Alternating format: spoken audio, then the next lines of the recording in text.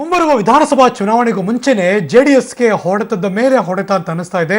ಯಾಕೆಂದ್ರೆ ಈಗ ಬರ್ತಿರುವಂತಹ ಸುದ್ದಿ ಪ್ರಕಾರ ಸೊರಬ ಕ್ಷೇತ್ರದ ಜೆಡಿಎಸ್ ಶಾಸಕ ಮಧು ಬಂಗಾರಪ್ಪ ಕಾಂಗ್ರೆಸ್ಗೆ ಪಕ್ಷಾಂತರ ಆಗುವ ಎಲ್ಲ ಸಾಧ್ಯತೆಯೂ ಕೂಡ ಹತ್ರ ಆಗ್ತಾ ಇದೆ. ಇದೀಗ ಬರ್ತಾ ಇದೆ ಬ್ರೇಕಿಂಗ್ ನ್ಯೂಸ್.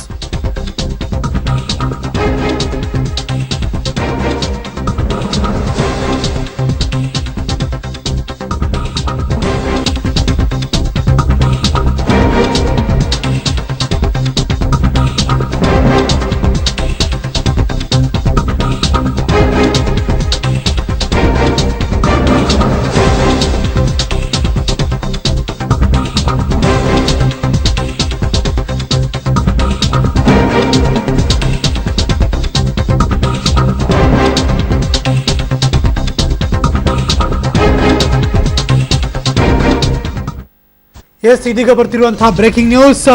ಕಾಂಗ್ರೆಸ್ ತರದು ಬಿಜೆಪಿ ಈಗಾಗಲೇ ಸೇರ್ತಿರುವಂತಹ ಸುದ್ದಿ ಬಂದಿತ್ತು. ಅದು ಕುಮಾರ್ ಬಂಗಾರಪ್ಪ ಅವರದು. ಈ ಹಿನ್ನೆಲೆಯಲ್ಲಿ ಮಧು ಬಂಗಾರಪ್ಪವನ್ನ ಸೆಳೆದುಕೊಂಡ್ರೆ ಶಕ್ತಿಯನ್ನ ವೃದ್ಧಿಸಿಕೊಳ್ಳೋದಕ್ಕೆ ಒಂದು ರೀತಿ ಕೈ ರಣತಂತ್ರವನ್ನು ರೂಪಿಸ್ತಾ ಇದೆ. ಸೊರಬದಲ್ಲಿ ಗ್ರಾಮ ಪಂಚಾಯಿತಿ, ತಾಲೂಕ್ ಪಂಚಾಯಿತಿ, ಜಿಲ್ಲಾ ಪಂಚಾಯಿತಿ, ಎಪಿಎಂಸಿ ಪುರಸಭೆಯಲ್ಲಿ ಜೆಡಿಎಸ್ ತನ್ನ ಪ್ರಾಬಲ್ಯವನ್ನು ಹೊಂದಿದೆ. ಹೀಗಾಗಿ ಮಧು ಬಂಗಾರಪ್ಪ ಬಂದ ಮೇಲೆ ಆ ಬಲವರ್ಧನೆ ಆಗುತ್ತೆ ಅನ್ನೋ ಲೆಕ್ಕಾಚಾರದಲ್ಲಿ ಈಗ ಕಾಂಗ್ರೆಸ್ ಕೆಲಸ ಮಾಡ್ತಾ ಇದೆ ಅಂತ ಅನಿಸ್ತಾ ಇದೆ. ಬಟ್ ಫೈನಲಿ ಇದು ಏಟ್ ಬೀಳೋದು ಜೆಡಿಎಸ್ ಒಂದು ಪ್ರಾದೇಶಿಕ ಪಕ್ಷಕ್ಕೆ, ಅದು ನೆನಪಿರಬೇಕು. ಬಿಕಾಸ್ ಇತ್ತೀಚೆಗಷ್ಟೇ ಆದಂತಹ ಬೆಳವಣಿಗೆಯಲ್ಲಿ ಬಲಭಾಗದಲ್ಲಿ ನೋಡ್ತಿದ್ದೀರಾ ನೀವು.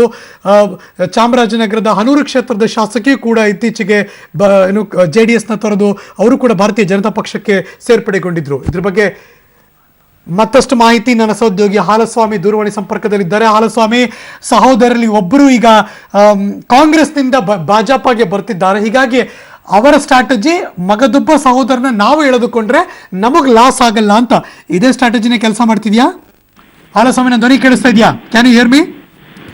ಐ ಥಿಂಕ್ ದೂರವಾಣಿ ಸಂಪರ್ಕ ಸಾಧ್ಯ ಆಗಿಲ್ಲ ಅಂತ ಅನಿಸ್ತಾ ಇದೆ. ವಿಲ್ ಟ್ರೈ, ಅವ್ರ ಜೊತೆ ಮಾತಾಡೋಕ್ಕೆ ಪ್ರಯತ್ನ ಪಡ್ತೀನಿ ನಾನು.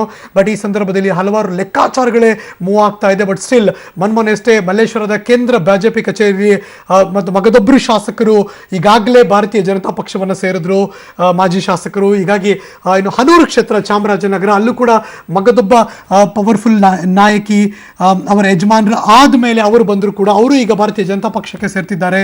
ತದನಂತರದಲ್ಲಿ ಕುಮಾರ್ ಬಂಗಾರಪ್ಪ ಈಗ ಆ ಜಾಗಕ್ಕೆ ಮಧು ಬಂಗಾರಪ್ಪ ಅವನ ಕೈ ರಣತಂತ್ರದ ಮೂಲಕ ಸೆಳೆಯುವಂತಹ ಪ್ರಯತ್ನ. ಅಗೇನ್ ನನ್ನ ಕೊಲೀಗ ಹಾಲಸ್ವಾಮಿ ದೂರವಾಣಿ ಸಂಪರ್ಕದಲ್ಲಿದ್ದಾರೆ. ಹಾಲಸ್ವಾಮಿ, ನನ್ನ ಧ್ವನಿ ಕೇಳಿಸ್ತಾ ಇದೆಯಾ?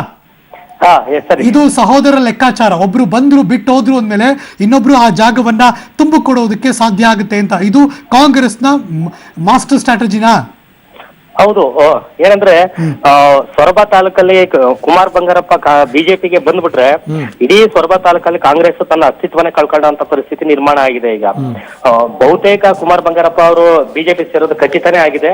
ಈ ಹಿನ್ನೆಲೆಯಲ್ಲಿ ಮಧು ಬಂಗಾರಪ್ಪ ಅವ್ರನ್ನ ಕಾಂಗ್ರೆಸ್ಗೆ ಸೆಳೆದುಕೊಂಡ್ರೆ ಇಡೀ ತಾಲೂಕಲ್ಲಿ ಅತ್ಯುತ್ತಮವಾದಂತ ಪ್ರಾಬಲ್ಯ ಸಾಧಿಸಿದ್ದಾರೆ ಮಧು ಬಂಗಾರಪ್ಪ ಅವರು. ಅವ್ರ ಮೂಲಕ ಇಡೀ ಕಾಂಗ್ರೆಸ್ ಒಂದು ಹೊಸ ಶಕ್ತಿ ಬರೋ ಸಾಧ್ಯತೆ ಇದೆ ಅನ್ನೋದು ಕಾಂಗ್ರೆಸ್ನವರ ಲೆಕ್ಕಾಚಾರ. ಹರೀಶ್, ವಾಟ್ ಅಬೌಟ್ ಜೆಡಿಎಸ್ ಆಗಿದ್ರೆ? ಬಹುಶಃ ಇದಕ್ಕೆ ಈ ಪ್ರಪೋಸಲ್ಗೆ ಮಧು ಬಂಗಾರಪ್ಪ ಒಪ್ಪೋದು ಕಷ್ಟ. ಯಾಕೆಂದ್ರೆ ಮಧು ಬಂಗಾರಪ್ಪ ದೊಡ್ಡ ಕೆರೆಯಲ್ಲಿ ದೊಡ್ಡ ಮೀನಾಗಿರ್ತೀನಿ, ಸಮುದ್ರದಲ್ಲಿ ದೊಡ್ಡ ಮೀನಾಗಿರಲ್ಲ ಅನ್ನೋದು ಅವರ ಒಂದು ಮಾತು ಆಗಿತ್ತು. ಈ ಮುಂಚೆ ಕೂಡ ಹಲವಾರು ಬಾರಿ ಈ ತರದ ಬೇರೆ ಬೇರೆ ಕಾರಣದಲ್ಲಿ ಅವರು ಮಾತನಾಡುವಾಗ ಯಾವುದೇ ಪಕ್ಷ ಚೇಂಜ್ ಮಾಡುವಂತ ಅಗತ್ಯ ಇಲ್ಲ, ನನಗೆ ಜೆಡಿಎಸ್ ನನಗೆ ಎಲ್ಲದನ್ನು ಕೊಟ್ಟಿದೆ ಅಂತ ಆಗಿದೆ ಅಂತ ಹೇಳಿದ್ರು. ಆಮೇಲೆ ಜೆಡಿಎಸ್ ನಲ್ಲಿ ಪ್ರಭಾವಿಗಳಾಗಿದ್ದಂತ 7 ಜನ ಶಾಸಕರು ಜೆಡಿಎಸ್ ನ ತೊರೆದ್ಮೇಲೆ ಈಗ ದೇವೇಗೌಡರು ಮತ್ತೆ ಕುಮಾರಸ್ವಾಮಿ ಅವರಿಗೆ ತೀರಾ ಆಪ್ತರಾಗಿದ್ದಾರೆ ಮಧು ಬಂಗಾರಪ್ಪ ಅವರು. ಮಧು ಬಂಗಾರಪ್ಪ ಜೆಡಿಎಸ್ ಅಲ್ಲೂ ಕೂಡ ಪ್ರಾಬಲ್ಯ ಹೊಂದಿದ್ದಾರೆ. ಅದೇ ರೀತಿ ಶಿವಮೊಗ್ಗ ಜಿಲ್ಲೆ ಮತ್ತೆ ಸೊರಬ ತಾಲೂಕಲ್ಲಿ ಒಳ್ಳೆ ಪ್ರಾಬಲ್ಯ, ಒಳ್ಳೆ ಹಿಡಿತ ಹೊಂದಿದ್ದಾರೆ. ಈ ಕಾರಣದಿಂದ ಅವರು ಕಾಂಗ್ರೆಸ್ಸಿಗೆ ಹೋಗಲಾರರು ಅನ್ನೋದು ಅವರ ಹಿಂಬಾಲಕರು ಮತ್ತೆ ಅವ್ರ ಜೊತೆಗಿರ್ತಕ್ಕಂಥವ್ರು ಮತ್ತೆ ಮಧು ಬಂಗಾರಪ್ಪ ಅವರ ಇಂಟೆನ್ಷನ್ ಕೂಡ ಹಲವಾರು ಮಾತುಗಳಲ್ಲಿ ಇದು ವ್ಯಕ್ತವಾಗಿದೆ. Harish, thank you so much Halaswamy ನಿಮ್ಮ ಎಲ್ಲ ಮಾಹಿತಿಗಾಗಿ. ಲಂಚಾಸುರರಿಗೆ ಯಾವ ಕಾಲಮಾನ ಆದರೇನು, ಭಾರಿ ಬೂರಿ ಭೋಜನಕ್ಕೆ ಎಲ್ಲ ಟೈಮು ಒಂದೇನೇ. ನೋಟ್ ಬ್ಯಾನ್ ಟೈಮಲ್ಲೇ ಇದೆಲ್ಲ ನಮ್ಗೆ ಗೊತ್ತಾಗಿತ್ತು. ಆದರೆ ಈಗ ACB ಆ ಕೆಲಸ ಮಾಡೋಕೆ ಹೊರಟಿದೆ. ರಾಜ್ಯಾದ್ಯಂತ ರೇಡ್ ನಡೆಸಿದ ACB ಇಂದು ಕೋಟ್ಯಾಂತರ ರೂಪಾಯಿ ನಗನಾಣ್ಯ ಆಸ್ತಿ-ಪಾಸ್ತಿ ದಾಖಲೆಗಳನ್ನು ಹಲವೆಡೆಗಳಲ್ಲಿ ಸೀಸ್ ಮಾಡಿದೆ. ರಾಷ್ಟ್ರ ರಾಜಕಾರಣದಲ್ಲಿ ಸಂಚಲನ ಮೂಡಿಸಿದ ಡೈರಿ ಬಾಂಬ್ ಪ್ರಕರಣ ಸಂಬಂಧಪಟ್ಟಂತೆ ಒಂದು ಬ್ರೇಕಿಂಗ್ ನ್ಯೂಸ್.